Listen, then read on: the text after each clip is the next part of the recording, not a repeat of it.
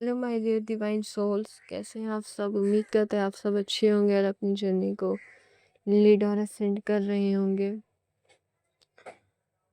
चलिए आज की रीडिंग पढ़ते हैं। ये एक टाइमलेस रीडिंग है, आप जब भी इसे देखोगे आपसे रेजोनेट करेगी। और चैनल को सब्सक्राइब और वीडियो को लाइक कर दीजिए। कमेंट में ज़रूर बताएं, ठीक है। कमेंट में ज़रूर क्लेम करें इस वीडियो को। तो आज डिवाइन मैस्कुलिन और डिवाइन फेमिनिन की एनर्जी को रीड करते हैं। डिवाइन मैस्कुलिन की ईगो जो है वो टूट रही है। उनके ईगो काफ़ी ज़्यादा जो जितने ज़िद्दी थे, उनकी ज़िद उनके सामने टूट रही। भले वो भी आपके सामने अपनी ज़िद को ना छोड़े, पर वो इस बात को एहसास कर रहे हैं कि उनकी ज़िद ने उन्हें सिर्फ और सिर्फ मतलब कि एक मटेरियलिस्टिक बना के दिखाया है। मतलब वो जीत के भी नहीं जीत पाए हैं, वो सब कुछ हार चुके हैं। वो खुद में एक तरह का रिजेक्शन फील कर रहे हैं। उन्हें ऐसा लग रहा है कि मैंने डीएफ आज तक रिजेक्ट नहीं किया, डीएफ ने मुझे रिजेक्ट कर दिया है। क्योंकि वो तो डीएफ को आज भी प्यार करते हैं, बट डीएफ ने मूव ऑन कर लिया है और वो अपने आंखों पे पट्टी बांध चुकी है। वो डीएम की तरफ देख तक नहीं रही है। वो इतनी इरिटेट थी कि अब डीएम की तरफ देख भी नहीं रही है वो। और डीएम इस बात से काफ़ी ज़्यादा मिस्ड कर रहे हैं डीएफ को, और वो बहुत ज़्यादा परेशान हो रहे हैं। उनकी ईगो डेथ हो रही है, लेकिन वो फिर भी अपनी ईगो को भी बरकरार रखे हुए, क्योंकि उन्हें लगता है कि डीएफ नहीं है लेकिन मेरी ईगो को मुझे बना के रखना होगा, वरना वो दुनिया के सामने फेस ऑफ नहीं कर पाएंगे। क्योंकि वो इसी तरीके से वो दुनिया के सामने चलते हैं। उनकी हार्ट उनको क्लोजर दे रही है। उन्हें वो बता रही है कि तुम्हारी इस बर्ताव के कारण तुमने सब कुछ खो दिया है, तुमने सब कुछ तबाह कर दिया। सिर्फ इसी अपनी बदतमीजी के कारण, इसने इग्नोरेंस के कारण तुमने उसे रिजेक्ट नहीं किया, उसने तुम्हें रिजेक्ट कर दिया, उसने तुम्हें हटा दिया अपनी ज़िंदगी। सब तुम्हारी कोई भी अस्तित्व नहीं है उसकी लाइफ में। और डीएम को ये बताई जा रही है कि उसके साथ तुम्हारी जो केमिस्ट्री थी वो किसी के साथ नहीं बन सकती है। उसके साथ जो पैशंस था उसके साथ रिलेशनशिप में, वो कभी भी नहीं आ सकता, किसी के भी साथ नहीं आ सकता है ना। ये एक लॉन्ग जर्नी था जो डीएम को रियलाइज़ हो रहा है कि उन्होंने इस लॉन्ग जर्नी को पूरी तरीके से तबाह और बर्बाद कर दिया।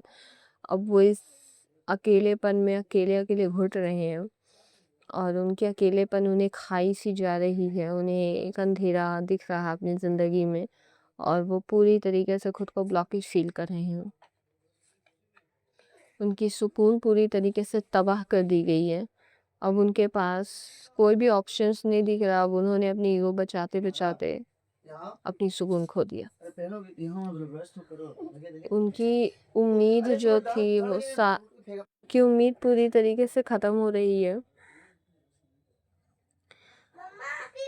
उनकी घमंड जो भी थी, उन्हें ये सारा चीज़ें एहसास कराया जा रहा है कि उन्हें लगता था कि उन्हें कभी कोई रिजेक्ट नहीं करेगा, उन्हें कभी कोई छोड़ेगा नहीं, वो हमेशा स्टबर्न बन के रहेंगे, लोग उन्हीं को फॉलो करेगा। बट वो डीएफ की इस बिहेवियर को देख रहे हैं कि डीएफ ने खुद को अलग रास्ता इख्तियार कर लिया, और डीएफ ने फैसला कर लिया है कि अब वो नहीं रहना चाहती है। और उसने इसको पूरी तरीके से केमिस्ट्री को तबाह और बर्बाद कर दिया। उसने फैसला कर लिया है कि मैं मूव ऑन करके मैं कहीं और सेट हो जाऊंगी। और डीएम अपने सर पकड़ चुके हैं इस बात को, उस फैसले को देख के डीएफ का। और वो काफ़ी ज़्यादा गुस्सा हो रहे हैं, उनके गुस्से पीक पे है। क्योंकि उन्हें कुछ भी, उन्होंने ऐसा कुछ एक्सपेक्ट नहीं किया था। उन्होंने सोचा था कि डीएफ उनके हाथ पर जोड़ेगी और फिर वापस आएगी, लेकिन उन्होंने डीएफ का जो ये बर्ताव देखा तो उन्हें कुछ अनएक्सपेक्टेड चीज़ें उनके साथ हो रही है। उन्हें समझ में आ रहा है कि ये सब कुछ जो कुछ भी मेरे साथ हुआ ये मेरे किए कराए का नतीजा है, और वो सबको भुगत रहे हैं। कर्मा बैक कर रहे हैं उनके ऊपर। अभी कर्मा बैक तो नहीं किया, कर्मा बैक करेगा तो बहुत कुछ उनका बुरा करेगा। अभी उनके ईगो ने उनके ऊपर पलटवार करके दिखा दिया। वो एपोलॉजी के इसमें आ रहे हैं, बट उनकी ईगो ने आने नहीं दे रही, क्योंकि उनकी ईगो जो है बहुत हाई है। सो उनकी ईगो कह रही है कि नहीं, अभी माफ़ी नहीं मांगना है, उससे माफ़ी तो नहीं मांगना है, चाहे रिश्ता ही ख़त्म क्यों ना हो जाए, पर माफ़ी तो नहीं मांगना है, चाहे कुछ भी हो जाए पर माफ़ी नहीं मांगना है। बट डिवाइन जो है वो डीएफ के साथ है। डिवाइन ने फैसला कर लिया, बेटा तू माफ़ी नहीं मांगेगा तो तुझे भी मैं बर्बाद कर दूंगा, तू देख लेना। डीएफ की लस्टफुल एनर्जी है, वो बहुत ज़्यादा सेक्सुअली फील कर रहे डीएफ की तरफ। लेकिन अब वो ये सब कुछ जान रहे हैं कि ये सब कुछ सिर्फ और सिर्फ मेरे तरफ से है, उसके तरफ से कुछ भी नहीं है। उसने अपने लिए अलग पाथ, अलग रास्ता इख्तियार कर लिया है। सो उन्हें एहसास हो रहा है कि जो रिजेक्शन वो सबको दिया करते थे, आज वो रिजेक्शन उनको दे दिया गया है।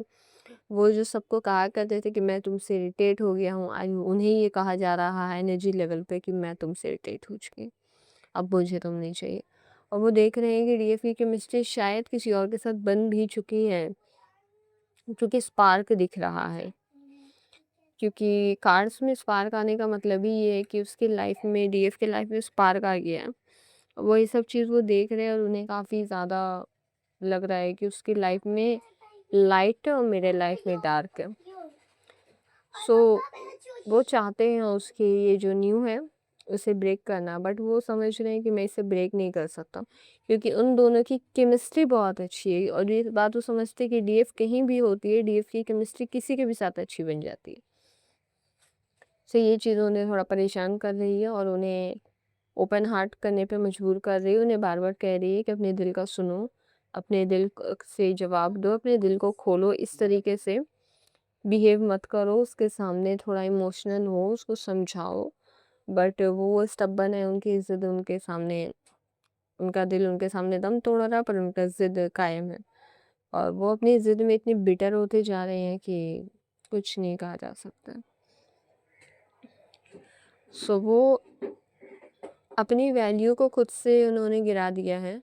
अब उन्हें एहसास होता है अगर वो सॉरी नहीं कहेंगे तो ये रिश्ता जाएगा, अगर वो सॉरी कहेंगे तो ये वैल्यू चला जाएगा। वो अपनी वैल्यू को बचाने के लिए वो रिश्ते को खोने के लिए तैयार है, लेकिन वो ये रिश्ते को खो के वो ज़िंदा भी नहीं पाएँगे। पूरी तरीके से तबाही उनके दर पे आ चुकी है। डीएफ ने रिलीज़ कर दिया, मूव ऑन कर दिया, वॉक अवे कर दिया, इसकी वजह से उनकी जीना हराम हो चुकी है। डीएफ शायद अब किसी और के साथ है, वो किसी और के साथ खुश है, चाहे वो कोई फ्रेंड हो, चाहे वो कोई और हो। लेकिन डीएफ अपने लाइफ में खुश है, अब डीएफ उनके लिए है भी नहीं। डीएफ ने उनको रिलीज़ कर दिया अपने लाइफ से, डीएफ बहुत आगे निकल चुकी है, मूविंग ऑन कर लिया डीएफ ने। अब ये सारी चीज़ें उन्हें खटक रही है। अब डीएफ किसके साथ है वो हम लोग बाद में देखेंगे, लेकिन उन्हें ऐसा लग रहा है कि वो किसी के साथ है। हो सकता है वो किसी फ्रेंड के साथ इंजॉय कर रही है, वो अपने फैमिली के साथ टाइम स्पेंड कर रही है, वो किसी के भी साथ हो सकती है, ज़रूरी नहीं उसका कोई पार्टनर ही है। लेकिन उनको ऐसा लग रहा है कि डीएफ किसी और के साथ मूव ऑन कर चुकी है, इसलिए वो मुझे छोड़ चुकी है। वो जजमेंट चाहते हैं कि गॉड के तरफ से कि जजमेंट किया जाए।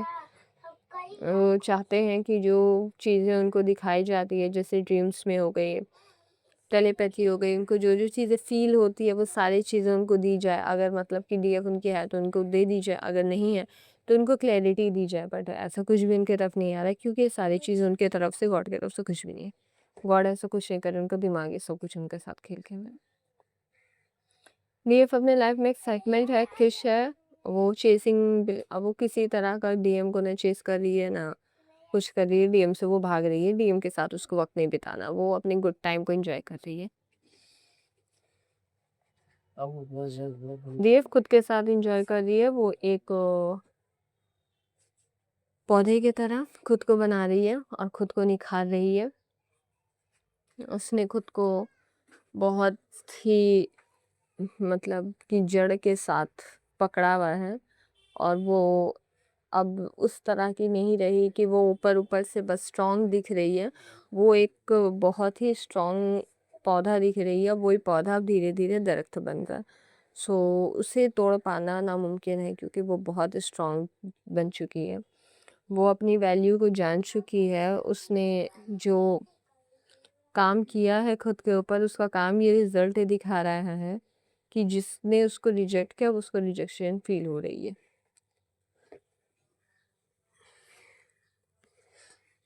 डीएफ के लाइफ में सिर्फ हैप्पीनेस ही आ रही है। डीएफ पूरी तरीके से खुश है अपनी लाइफ में। डीएफ को डीएम से कोई लेना देना नहीं है, उसने पूरा तरीके से क्लोजर दे दिया है कि मुझे नहीं चाहिए।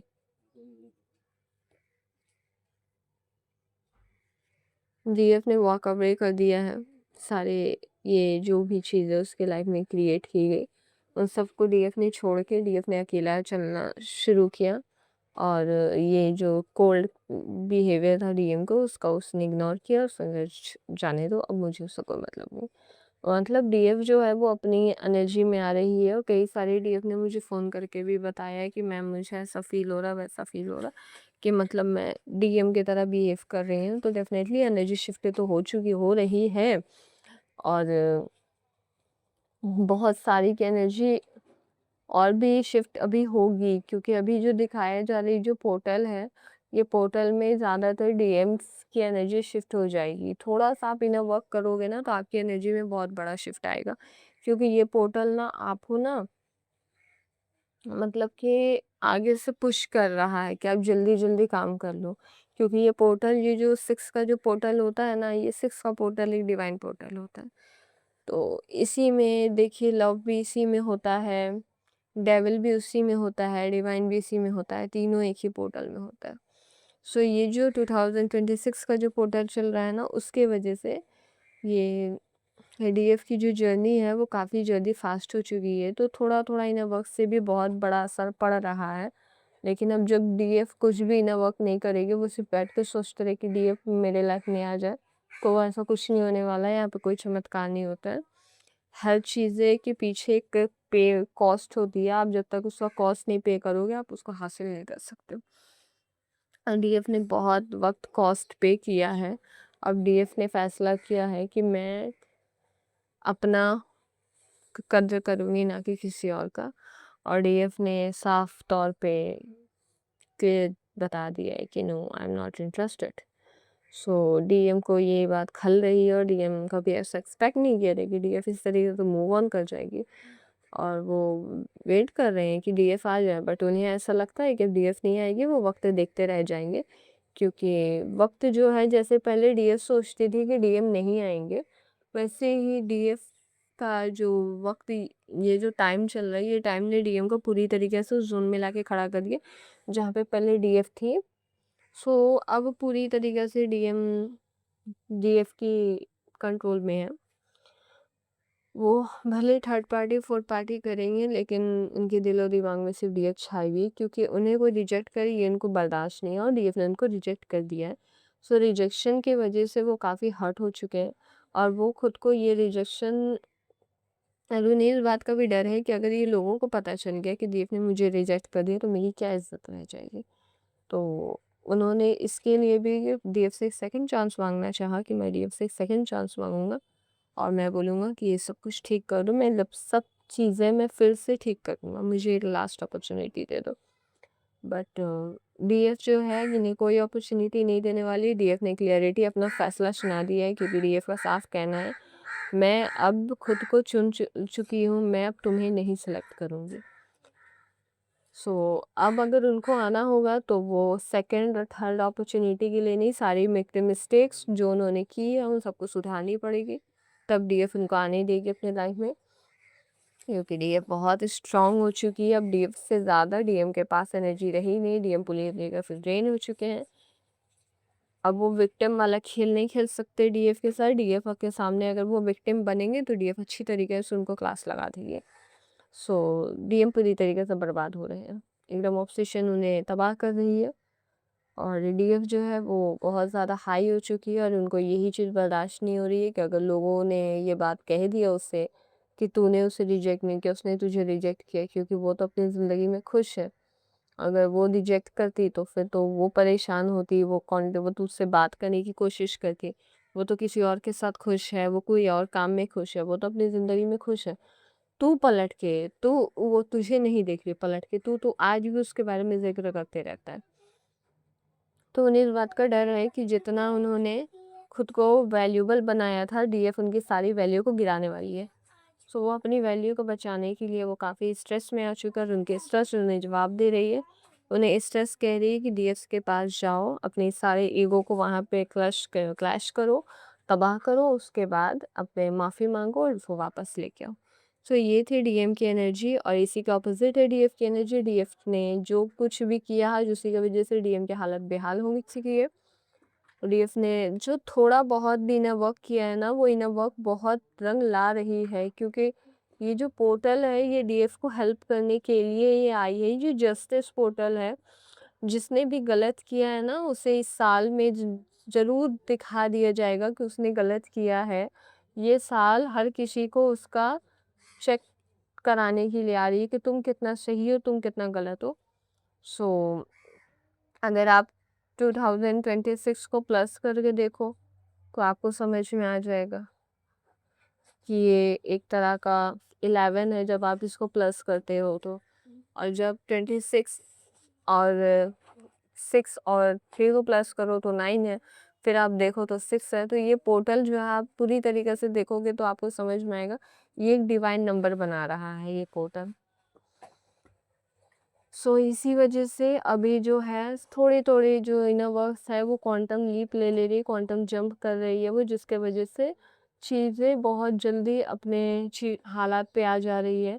थोड़े थोड़े जो डीएम्स अभी कर रही है, ज़रूरी नहीं है कि आप ट्विन फ्लेम जर्नी में ही हो तो आप ये सब, आप अगर कोई भी हीलिंग ले रहे हो तो वो हीलिंग आपके ऊपर बहुत जल्दी असरअंदाज कर रही है, क्योंकि ये क्वांटम जंप करा रहा है। तुरंत तुरंत ये चीज़ें आपको प्रोग्रेस दे दे रहा है। सो ये थी डीएमडीएफ की एनर्जी। हम लोग यूनिवर्स की देख लेते हैं कुछ गाइडेंस, उसके बाद वीडियो को क्लोज करते हैं। मैंने अभी क्या क्या कहा कि ये जो पोर्टल है ये आप लोगों को हायर बना रहा है, और ये आप लोगों के जो हीलिंग है उसको फास्ट कर रहा है। सेम गाइडेंस भी आया आपके लिए, connect with your higher self. आपको बोला जा रहा है कि आप अपने हायर सेल्फ पे कनेक्ट करो। मीन्स आप जिस चक्कर में फंसे हुए थे कि आप उससे निकलो और आप अपने हायर सेल्फ को कनेक्ट करो। आपके हायर सेल्फ आपको बुला रही है।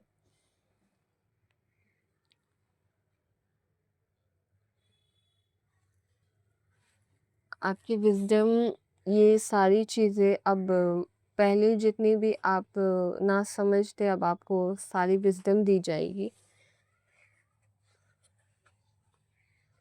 विजडम की मीन्स इंट्यूशंस भी होती है। सो आपको अपनी इंट्यूशंस को फॉलो करने के लिए भी कहा जा रहा है।